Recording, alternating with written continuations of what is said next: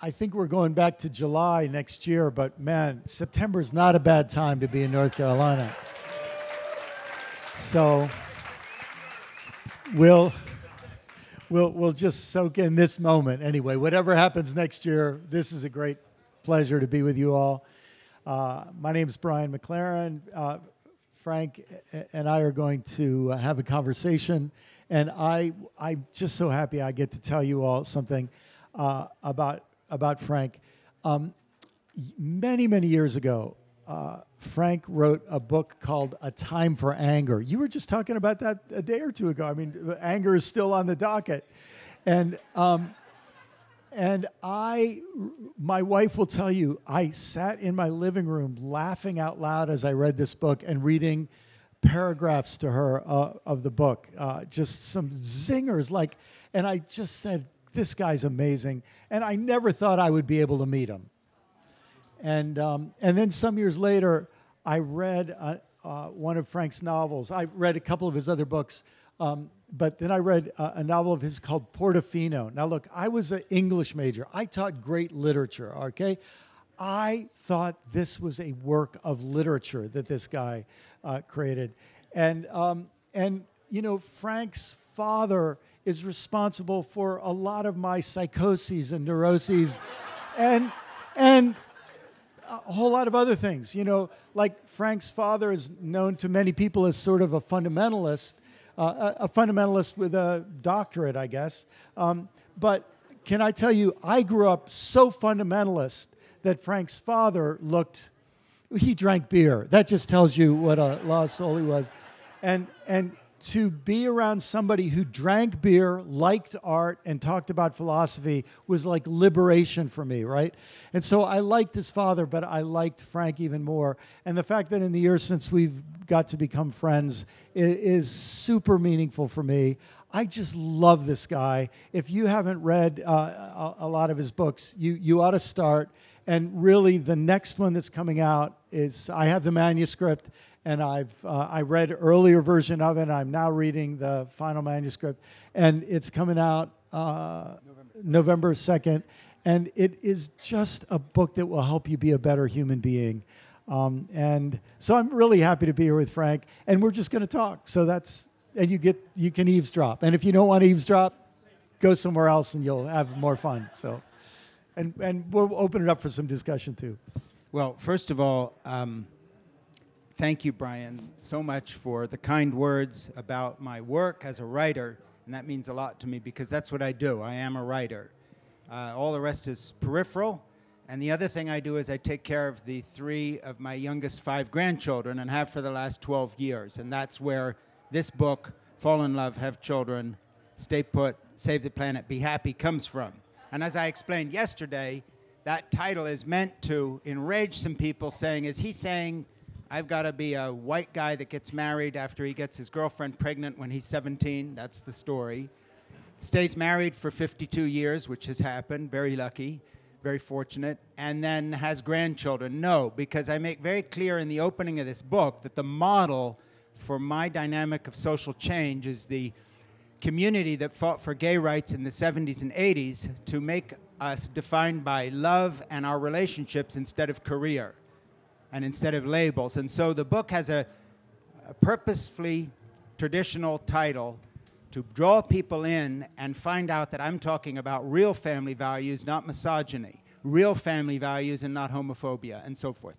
I gave a long, impassioned pitch yesterday. That is the last you will all hear from me about this. So the first thing I want to say is that Brian McLaren is one of the few people, and I don't know if he shares this, but if I had to be stuck on a desert island, and it wasn't with my wife Jeannie or some of my children, Brian would be on the very short list of people I'd want to be stuck with. I've never left any talk with him feeling enraged. He may not feel the same. I just did a podcast on my podcast called In Conversation with Frank Schaeffer, and of course one of the first people I invited was to talk in detail with Brian about his new book, Faith After Doubt, and there's a sequel coming out next year. The two really go together, called Do I Stay Christian? And lastly, we just did an event in New York together, and after the event, I said, please stop talking about all the other things you're talking about, and please talk about what you talked about here, because he had some stuff there that, in my opinion, is some of the most perceptive and wise analysis I've ever heard of somebody's journey. And so I want to do something. I did not warn him about this. I want to shut up for a minute, 5, 10 minutes, however long it takes. And Brian, I want you to give a thumbnail of your talk on the widening circles and how you went from one to another and where you have sort of wound up in transition now. Because I told Brian, I hear a lot of stuff, but this is one of the most brilliant things I've ever heard, and it has been one of those markers where I know I will look back if I make it long enough 10 years from now and say that was a turning point.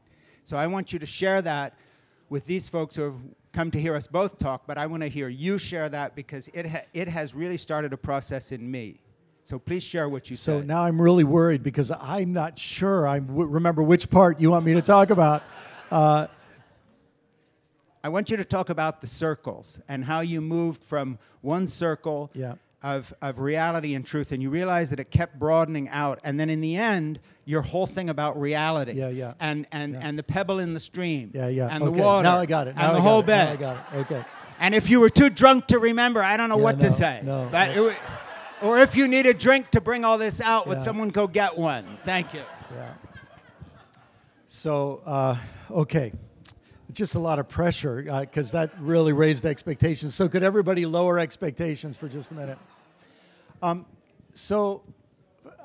think, I'm not sure I'm going to get to it exactly the right way, but if you remember it, I'll trust you to fix it up here. But let me start by saying this. You know, I grew up in this Christian background, and I knew it wasn't working. I knew it wasn't good. And when I had a kind of spiritual experience in my teenage years that made me to say, I'm going to stay in this thing, there's something of value here, I think a huge part of my energy became, how can I save my little denomination? And then I lived long enough that I found out my little denomination was not interested in being saved by me. If they were interested in being saved. I don't think they felt they needed to be saved. I think they felt the rest of the world was stupid for not appreciating how great they were. And I guess if I wasn't satisfied, that put me in that category. So I found out, so I joined this larger group that was called evangelicals. Like, a lot of people don't understand, when you grow up fundamentalist, to become an evangelical is liberating, you know? You thought you just became, progressive. And because you can always find somebody more right-wing than you are, or more tied to the past than you are. And by the way, that helps me understand, you know, that happens in Judaism, it happens in Islam, it happens in atheism, it happens in all kinds of different groups. So at any rate, so then I spent a lot of years trying to save evangelicalism.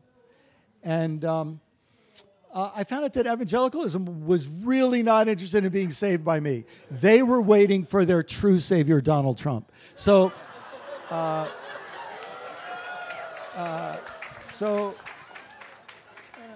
and I know that a lot of evangelicals don't believe Donald Trump's their savior. They're just too chicken to admit it, though, because they know if they do, they'll get fired and nobody will buy their books and all the rest.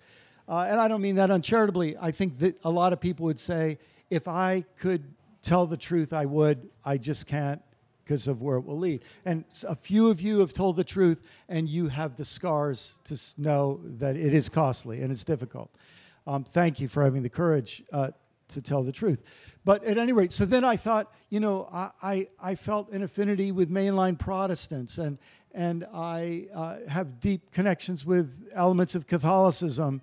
I'm a huge fan of Pope Francis. I think his document Laudato Si, together with his document Fratelli Tutti, I think they are more significant than any other Christian publication, including the 95 Theses, right? I think these are world-changing documents, and you know, we all have disappointments with Pope Francis, but I started thinking about saving Christianity. And I don't know whether Christianity is ready to keep plunging over the cliff with Thelma and Louise although it's really not with them. It's, I mean, they had better reasons for plunging over the cliff. But I don't know what's going to happen to Christianity. And what I find is my concern now is even bigger than Christianity. I'm concerned about human beings. And because what I've started to realize is that the things that disgust me about Christianity are things that disgust me about myself as a human being. Some of you know I've done some writing and a podcast about bias and glitches in our brain. When you start to understand there are ways our brain works that are not oriented toward truth and reality.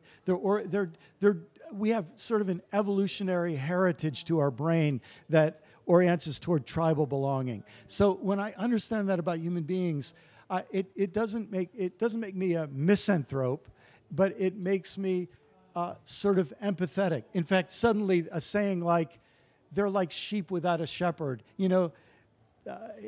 it's compassion. You have compassion. And poor Christians and poor Muslims and poor Jews. And, I was in the academic world. Any of you make a living, the poor academy. It's like just because you have a PhD doesn't mean you transcend your, what Jung would call a shadow, right? And all the rest. So you start, but then you realize, human beings, we think that we own the planet. And we allow trees to exist. The truth is, this is the planet of trees, and we human beings have a small, short-term place in it, right? And so then you find yourself saying, what I really care about is life on this whole planet, and I can't care about any element of it without caring about the whole. Does that make sense? So that's a starting place. And then the other thing I told that Frank's referring to is as I'm going through this process of change in my thinking, and some of this involves when you say that you're a Christian, it's not just the Bible that you inherit. You inherit Thomas Aquinas, and you inherit Augustine, and you don't realize it, but you inherit Plato, and you really inherit a big dose of Plotinus. And you also inherit an argument between Plato and Aristotle, and you inherit all of this stuff. And even if you're not a Christian, you inherit a lot of it if you live in this world. And so you inherit all of this other stuff. And it's not just Christianity that's the problem. It's the assumptions that Plato and Aristotle were working under that have been so shaping of all human beings ever since. Do you get a feel for that? And you think we're at this place, we've outgrown some of that, but we don't have new language, and we have this huge momentum that keeps us involved in certain arguments, and those arguments are going to destroy us. There's no, when you're involved with some argument, you can win the argument and in a suicidal way, right? So you just think, I need new arguments. I'm trying to break out of this. So one way I can describe the shift that's happening in my thinking is to say this. I used to believe that things were real and time and change happened to them. I used to believe that things were real and time and change happened to them. I'm starting to think that time and change are real and things are just events that happen in time. So the way I could explain it is, if we were to pick up a rock, if we were to go over to the French Broad and pick up one of those rocks, and if there's a geologist here, you'd be able to look at the rock and you'd say, I know where that rock came from. And one thing's for sure, unless a person put it there, it came from upstream. And you could take that rock and it's rounded now, and it's maybe this big now, but it was part of a big boulder, 600,000 years ago or a million years ago, farther upstream. And before that, it was part of a rock on one of the higher peaks of the mountains. And it broke off, and it's been rolling downstream and getting rounded by every storm that creates a flood like happened last week. And so that rock it's just an event. It's actually a fragment of an old boulder, but that boulder itself maybe was igneous, and before that it was magma deep under the surface. More likely it was sedimentary, and it was silt deposited on the bottom of an ocean that had rolled down from another mountain that doesn't exist anymore, right? Or it might be igneous, metamorphic, where it had been one or the other and got buried so deep it was put under pressure. So now this rock that I think is a thing is just this current iteration of an event that's been happening. Does that start to make sense? And then I can project it into the future. Eventually, this rock will be sand in the Gulf of Mexico. And then eventually, it might end up deep enough that it becomes squashed and becomes another metamorphic rock. Or maybe when it's sand, it will get picked up by an oyster shell and get incorporated into, and it might be part of my great-great-great-great-grandchild's body for a little while when some of the calcium in that rock or some of the magnesium ends up getting blown into the air and ends on a field and gets eaten by them. And suddenly the rock that I thought was a thing has become this amazing interconnection of events. And if I start seeing the world that way, everything becomes interconnected with everything. Does that start to feel? Maybe I'll give one last illustration of this. So I used to think things were things, and now I think that what's real is change in time in which events arise and happen and change from one thing into another. And suddenly the whole unfolding story feels like the most real thing at all. And I'm not being metaphorical. I'm being like, no, this really feels like I'm getting a better view of what reality is. But then I think, and so what's even more real than the thing is the relationships between all the things. So, for example, last week or 2 weeks ago, I had the wonderful joy of being one of my other favorite places in addition to Wild Goose, which is a place out in Wyoming called Ring Lake Ranch. And you can ride horses there, and but every day you can take a hike with a naturalist who takes you on a hike. And the leader of the hikes is this wonderful author named Susan Twite, whose books I recommend. And Susan is a botanist. So you walk across the land, and there's sagebrush.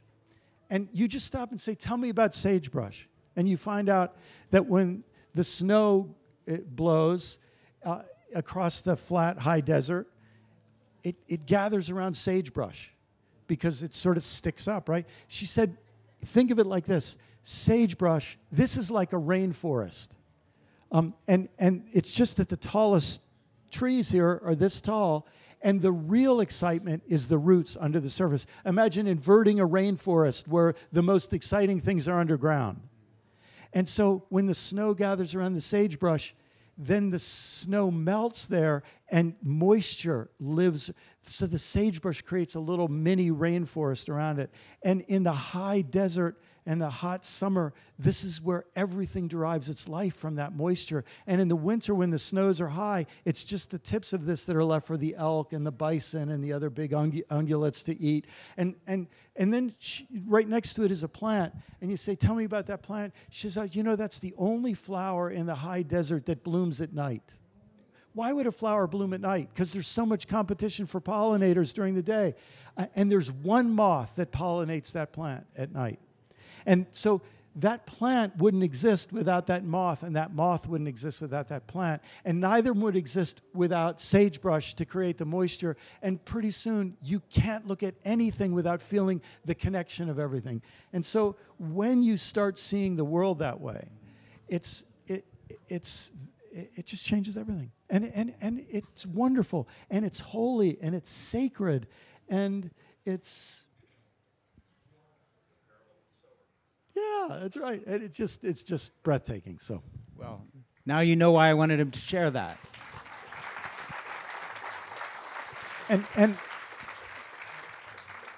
And all of our old words that took place within the old categories, like thing, or event, or time, or change, you look at them in this way, and suddenly they're all different. But that also goes for words like sin and God and holiness and love.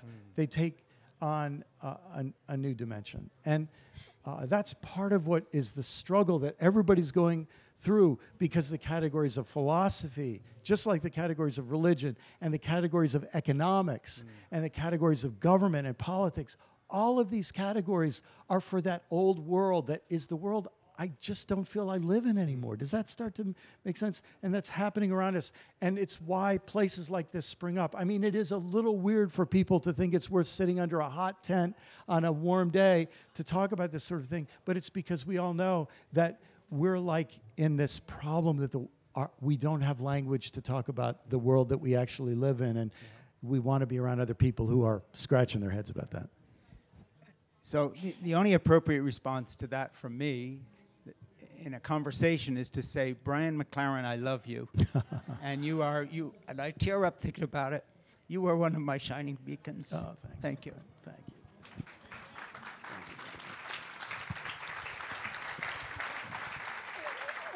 you. And Frank, this is, I think, why when I was sitting in my living room reading a book where you were just pissed off and you knew nobody can throw down a rant like this guy. And because when you think we're trying to conduct the world in a time of nuclear weapons, in a time of climate change, and the greatest crime against humanity we all participate in, it's maybe not the greatest crime against humanity in history, but it will soon be if we don't stop it. Every time we pump carbon into our cars, we're complicit in this thing with Exxon and BP and you know all the Russian companies and all the rest. We're playing in this at a time of nuclear weapons, in a time of the carbonization of the atmosphere, in a time when obscene amounts of wealth are being where there's a huge wealth transfer going on from the poor and middle class to the richest of the richest of the rich. And when all of that is happening, everybody's conducting business as usual. We need people to throw down some rants, you know? So let me just say this, and this is jumping ahead a little bit, but it'll make sense in a minute. I talked about my new book here yesterday, and those of you who were here, I gave some books away. There's a purpose to this, and I'm not selling anything, and it's not a new book, but I brought enough books to give everybody here a copy of Why I'm an Atheist Who Believes in God, which Brian puts as one of the further reading books in his Faith After Doubt, which I interviewed him about. The reason I'm going to give you this book today is because at the beginning there's a little story in it, and this is not a spoiler, which fits so well with what Brian's saying, which I had premeditated to get out of him, so you can thank me for that. I was flying home from my mother's funeral in Switzerland about 8 years ago. Edith Schaeffer, my mom, who was also a famous evangelical author, and it was very fraught for me for so many reasons, which some of you who have followed a little bit of my journey with my memoir, Crazy for God, and other things understand why it was fraught. As the son of the evangelical leaders and all the sorrow that goes with having really contributed to the destruction of democracy in this country in the Trump years, because we helped bring the evangelical right into the Republican Party, and then they took it over, and then they went crazy, and they made Trump into this godlike figure. I start the book telling a story that to me sums up everything Brian just talked about in a different way, and that is that things are not real. That there's another reality, and it has to do with human connection and connection to everything, to nature. And to me, you know, the times I have least good times is when I plan a vacation and work too hard to have a good time. Then you're screwed. It's the serendipitous events, like just sitting here with Brian and listening to him talk, that really matter. He didn't know he was going to sing that. It's the reason I don't just speak and disappear and hang out and talk to everybody is because this feeds me much more than anything I say to anybody. It's the connection here that we're not alone. I was on the plane flying home on Swiss Air the day after from Zurich, Switzerland, because my mom died in Switzerland, where my sister Debbie had cared for her very, very well for the last 12 years of her life. Mom died at 98. And I'd flown over a number of times to be with her when she died, and she never died on schedule. So I'd have to fly back. And so when she died, and a few minutes later, one of my nieces who was with her got to me on Skype, which we looked at.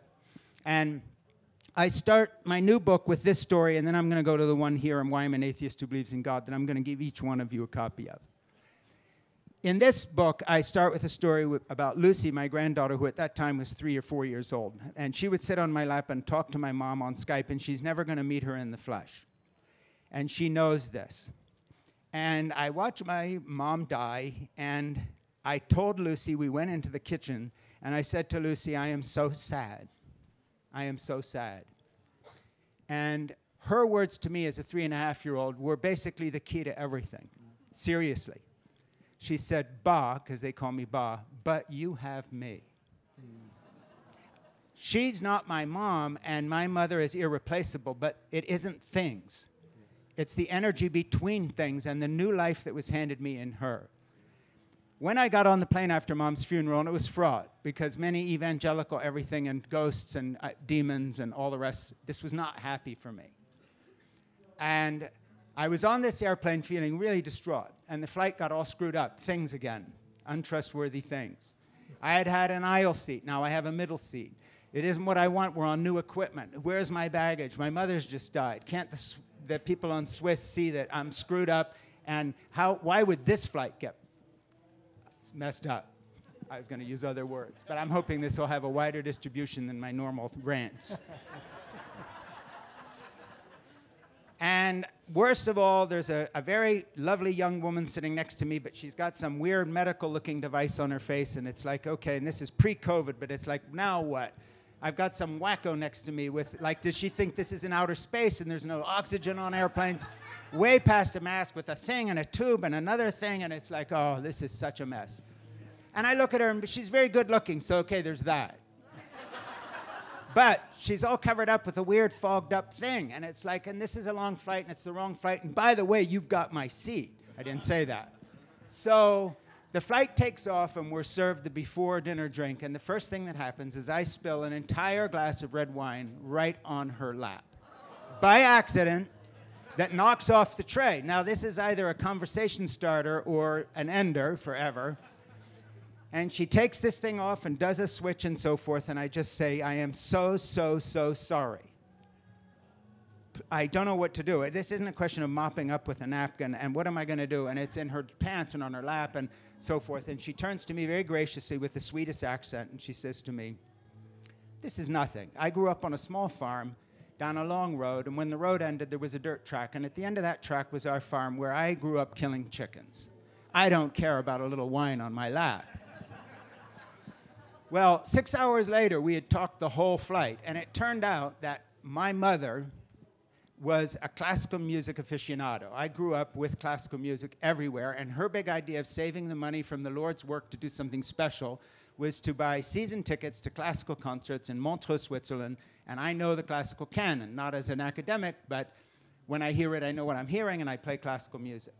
My mother's great wish in life, she was a groupie of classical musicians. She stood in line to meet famous pianists and get her pictures taken with them.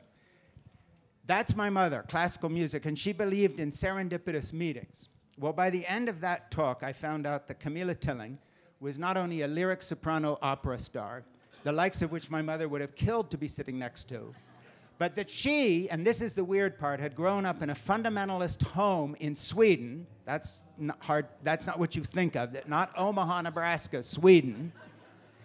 That she had rebelled against that background, and she was like meeting my alter ego. And we had so much to talk about. So, story's almost done. I get home, and I've told her about Jeannie. The first email I get home is not from pissed off evangelicals saying, your mother's dead, are you repenting? Or pissed off family members who are saying, are you sorry now? And all the sorrow that I'd had in the day before.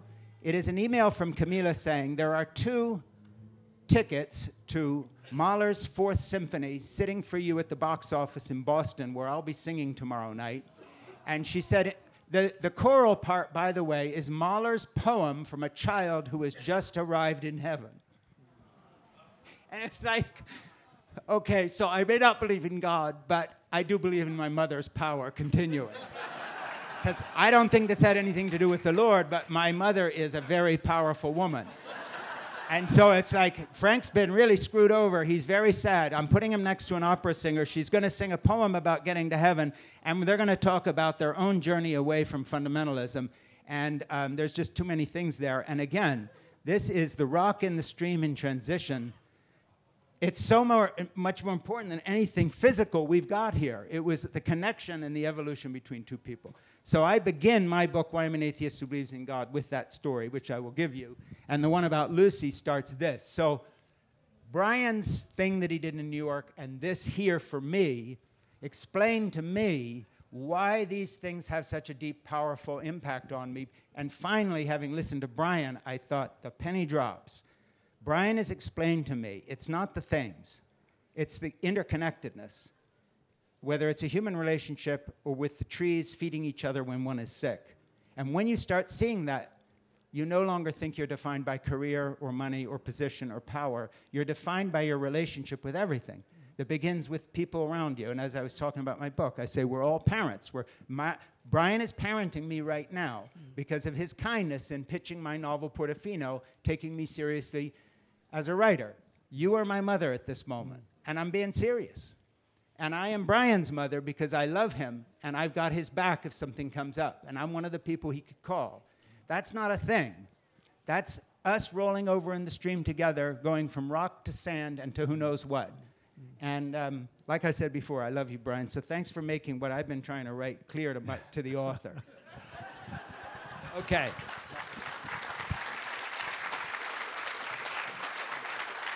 So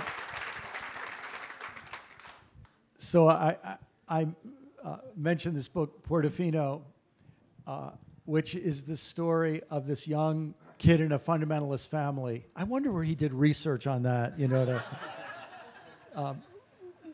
with quirky parents who like to go to vacation in Italy, a sensuous place of bikinis and he's 14, right? Calvin is 14. And it's a place of wine and art and, you know, and all the rest. And so what better setting for a coming-of-age novel, right? And, of course, why does that book resonate with me? Because I grew up in a similar setting in this sensuous world and trying to figure out how do I grow up in a community that doesn't want me to grow up? How do I be an artist in a community that doesn't allow me to be an artist? How many of you have read My Name is Asher Lev by Chaim Potok? Similar thing, because this young character in Frank's novel he's an artist at heart. He's got painting ability. Well, I wonder where, you know, but at any rate, and how do I grow up in a world that's not making room for me? Tina is here, and we talked. She has a wonderful book called Shameless Parenting. But we did a little session here yesterday, and one of the things that Tina's helping both parents, but also psychologists and counselors and school personnel, when you understand the human development of children and you understand the sexual development of children, it just helps you to not screw them up so much, and it helps you to help them develop and get on the right side of the inevitability of them eventually hitting puberty and, you know, and all the rest. And but one of the things that she was talking struck me yesterday. When you were, you know, when the sperm and the egg first came together, and you're the event that has unfolded from that little event, you know, but you had no power in the world. You had nobody knew you existed. You didn't matter to anybody. You had no voice. My daughter Jody, who's here, is a gifted singer-songwriter. I'm not sure if she's in the room right now, but Jody has a song where she says this. She says, you know, basically, remember when you were a baby and you had permission to scream for attention. Like, you were given a voice. You were given the right to wake up your parents at 2 a.m., to clean your butt and to, you know, clean your vomit and to do whatever needed to be done. You were given a voice. And then to think that, you know, when I was reading Portofino, I was being given permission to say, I have a voice. I'm here. And a whole lot of people don't want me to grow up and say my truth and be. And so much of what I feel happens here at Wild Goose is a whole lot of us suddenly like, oh gosh, I'm a human being. I have a name. I have a voice. I have interests and desires and problems and questions. And we live in this culture. And it's not just religion. It's the economy. It's the politics. It's the patriarchy. It's 1,000 different things that have told all of us if you're going to have a place in this world, you're going to have to really fight for it and be very clever and be very creative and find your way around it. And so when I read Portofino, then it just got better with the 2 sequels, because what I loved about these books when they were done is I don't think there was anybody to hate in the books. No. Like, the people who were the meanest and the most ignorant and backwards were also sort of funny and quirky. And then somebody even meaner came along that they had to deal with, and you felt sorry for them. Like, it really reaches the pinnacle in the 3rd part of that trilogy, which is called Saving Grandma. Is that it? Yeah. And Grandma just comes in and terrorizes everybody, and even Grandma is lovable. And this sense that you captured in that fiction, and that you capture in your book, you understand. Like, when I read Why I'm an Atheist Who Believes in God, here's what I'm thinking. There are so many good reasons to not believe in the version of God that many of us were given. And I was so happy that he used the word atheist, because, like, there are just millions of gods out there that are not worth the devotion that they're given. And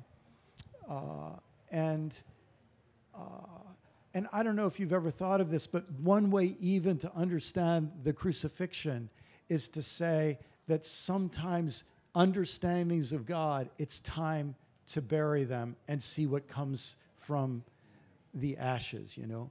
And it's complex, because it's in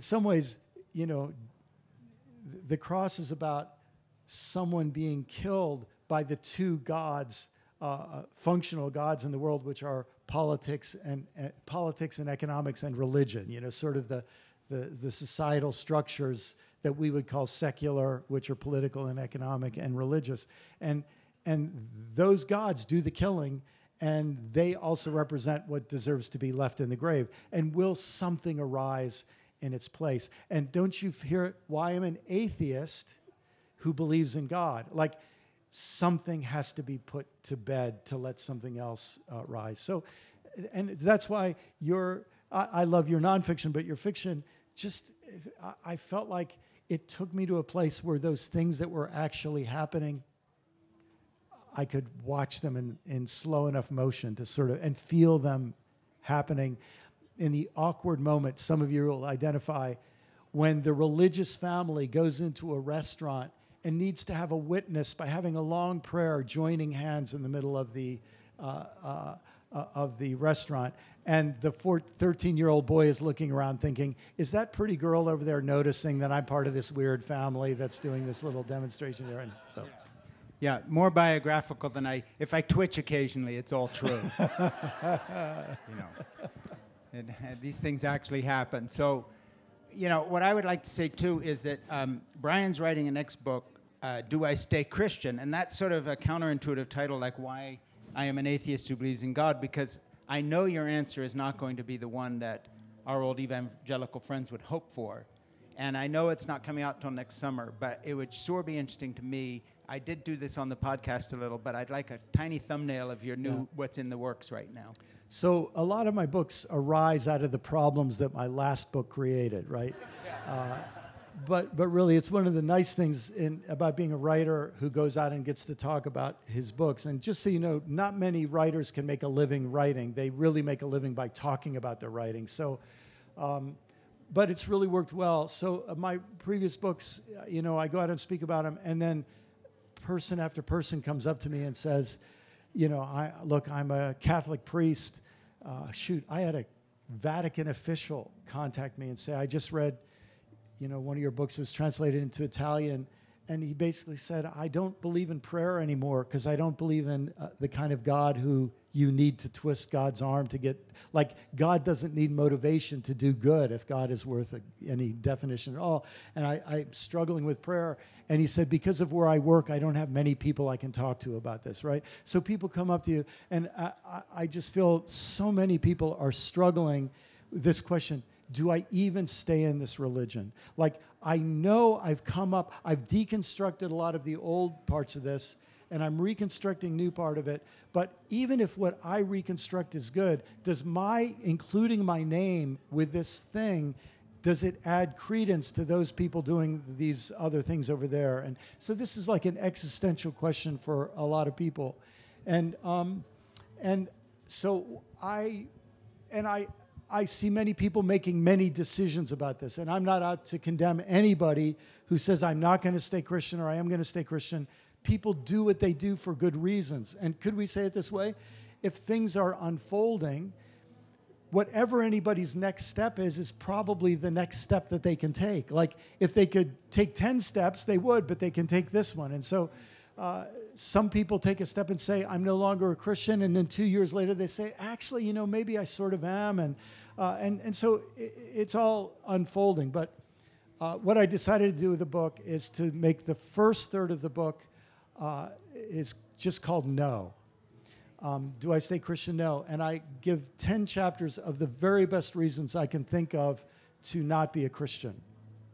And I don't think anybody should stay a Christian unless they take seriously the reasons not to. Does that make sense? And I think there are some really, really strong reasons not to. The next 10 chapters are called Yes, and that's like, is it possible to say yes with all those no's in mind? So that's what I did. But then when I got to the end of that, I thought, you know what? Some people are going to say yes, some people are going to say no. And so the third part is called How, which is, how are we going to live? Whether you stay a Christian or not, you can still be a jerk. Whether you stay a Christian or not, you can still be loving. Whether you stay a Christian or not. And so people are going to make different decisions about the Christian question, but then the existential question that reminds me of a title that Frank was involved with called How Shall We Then Live becomes the real question. And to me, this is part of the struggle about staying Christian or not. Because however we live, we wake up again tomorrow in a world that is plummeting toward catastrophic ecological problems. Climate change being super urgent and maybe the biggest overarching one, but we have an entire economy and a way of life that makes it possible for us to be here. None of us are pure. We are all dirty in this, right? We're all involved in this economy that is on a collision course with reality and survival. Every day we wake up with that. Every day we wake up in a world where there are idiots, morons, I don't know what word we can use, misguided sheep without a shepherd who believe that the more weapons we have, the safer we'll be. At all levels. More nuclear weapons will be better. And this idea that you increase safety by increasing hostility and preparation for the next hostility, like, oh my gosh, like you think, what would happen if we took even a fourth of the budget that we spend to make weapons to actually do preemptive peace building? What would an economy that was built on peace building be like, you know? So you just think,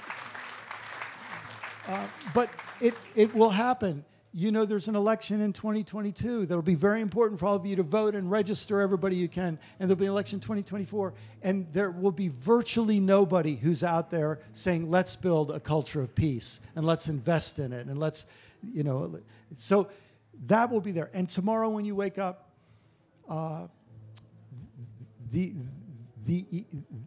it's just so ironic when people worry about a transfer of wealth from the rich to the poor when the opposite is happening and nobody has to have any malice. You can have nice people at every level and a bigger and bigger part of the pie is owned by a smaller and smaller number of people and families.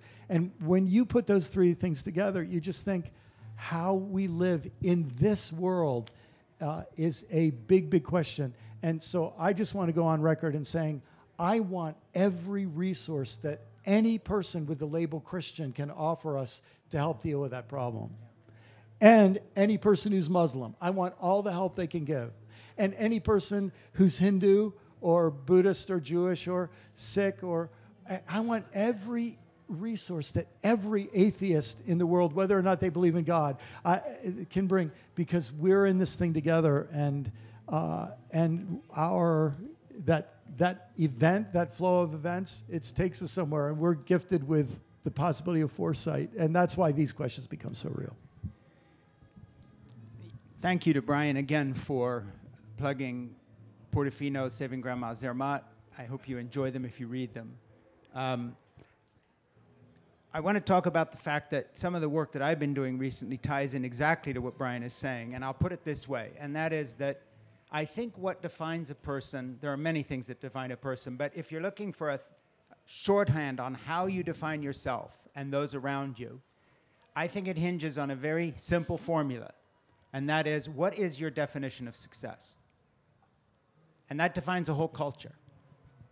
So we live in a culture where our success and failure are defined by what is good for shareholders, for corporate America, for positions of power over others, and the acquisition of stuff and money.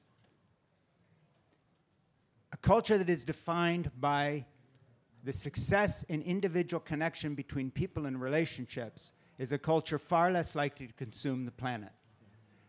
And I'll make a personal example out of this, not holding myself up at all, but I am doing far less harm to this planet in the last 12 years of being the primary caregiver to 3 little children, my 3 youngest grandchildren, than I would be frantically pursuing a career in fill in whatever box.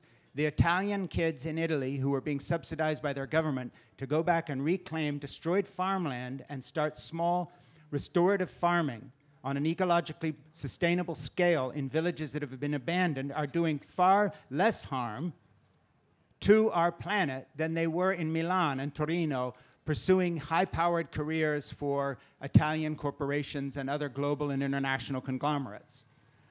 They are doing far less harm than people meeting in a garage to do a startup that then goes to Silicon Valley with the ambition to employ thousands who get free sushi with their meals, like Google, whatever, and then one guy's making a lot of money and building a rocket. So what I'm saying is that what I've been wrestling with in these books, and particularly the new book, Fall in Love, etc., is that if we redefine our idea of success in American culture, it means that getting the highest educational degree possible so you make the most money possible no longer becomes the priority, and we would have happier people. Moving 11 times during your lifetime, which is the national average, all the time to chase either economic advancement or childcare no longer becomes the priority if your priority in life is the connection with the people who love you and you love and that you share your life with, and you are doing far less harm.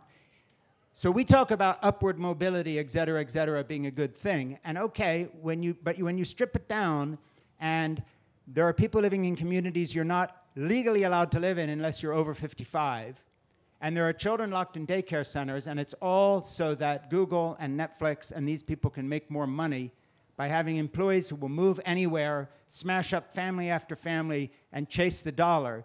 COVID comes as a weird blessing because it says, stop. This virus says, stop. You are now going to have to think about what life looks like when all this false category of success is stripped away and you're stuck at home looking in the mirror either at yourself or with the people you purport to love and want to live with in whatever relationship that is. You're certainly stuck in your community, and if you don't know any of your neighbors, and every relationship is in chaos because you've been chasing that fancy PhD you're doing, or the career, or you need another master's degree because you'll get bumped up in the executive chain. If that's been your idea of success, you're screwed now because you have all the tools that you were given to put relationships ahead of other things. You have chosen, you weren't given a choice, you were pushed all the way from grade school, all the way from kindergarten, if you come from a fancy rich family where they were looking for the daycare center that is a quick path to Harvard, and I'm not joking, you know, and we'll chase this from here on out so you can be one of the elite. If that is really your goal and you bought into this, and you look around at this ruined planet, the part that is being played by a false god of success, designed for you not by people who love you, but by corporate America and the global international corporate layer cake of power, is exactly what is destroying everything around you. And if you want to do something about your own life that changes some of this, you're going to be very surprised to find you may actually be happy stuck at home with 3 grandchildren than doing another college tour to promote your latest piece of writing. You may, to make it personal, you may be actually happier finding that you are now, quote, stuck in the little town you live in north of Boston in Massachusetts like me. Lo and behold, you're in this little environment, and I've never been on more of a first-name basis with more neighbors. We actually all just stood around talking. I walk a dog 2-3 times a day, and that's always a good thing. By the way, if you don't want to listen to Brian and me, just watch how dogs relate to each other and to people, and that's it. You can just do what the dogs do in terms of relationships with people. They actually know how to love. I'm not sure we do. But what I'm trying to say is what Brian is saying relates very strongly, and then I'll quit repeating myself, to our idea of success in this life and to our culture's idea of success. We have been sold a bill of goods, and it is the guarantee to unhappiness. And you don't see it anywhere more clearly than the amount of suicide deaths in homes that are laden with guns to keep the people there safe, and instead there are 38,000 suicides 300 a year. I mean, not 38,000. Suicides a year. 4 times more gun deaths in the home of police officers by suicide than in the line of duty. So we live in a culture where we have the evidence around us that this system is failing. But I think it comes back a lot of the time to how we define success. Not for some other guy, but for me personally. And it isn't his or her problem or their problem. It is my problem. And I just think there's a real key there to understanding a better way to do things. And that's something I've been wrestling with, which I think is a good footnote, at least, to the larger picture that Brian, who's much smarter than me. And by the way, when I sit here with Brian, I know exactly how a goldfish feels, sitting in a bowl, swimming around, bubbling and going blip, blip, blip. Oh. And then the intelligent human being with the huge brain comes in and says real stuff and even can name various geological strata. And I'm sitting here just saying, and excuse me, it's like, oh, I'm fucked. I'm fucked. I'm actually the fan of you. So, but our time is up. Isn't it interesting to just say that I'm talking about yes, no, and how, and really everything here is about how. And it's not everybody's going to get married and have their own biological children, but in a sense, the decision all of us here who are adults are going to make for the rest of our lives is, are we primarily preoccupied with pleasing older generations and trying to not get in trouble with them because they want us to live by the rules of their era? Are we going to just get sucked into the culture of our era and just try to be a success there? Are we going to take into consideration the next generation who maybe will be sitting under a tent like this in 40 or 50 years with a different set of problems to deal with because we help get through this mess? Amen? Amen. And as I said, everybody here can get a copy of this book, and all you need to do is come up here, and I'll shove these boxes to the front. Please grab one. I don't want to hold up the next production, so if you want one signed, I'll just sort of hang around afterwards and sign one. But they're not for sale. They are a gift from me to you.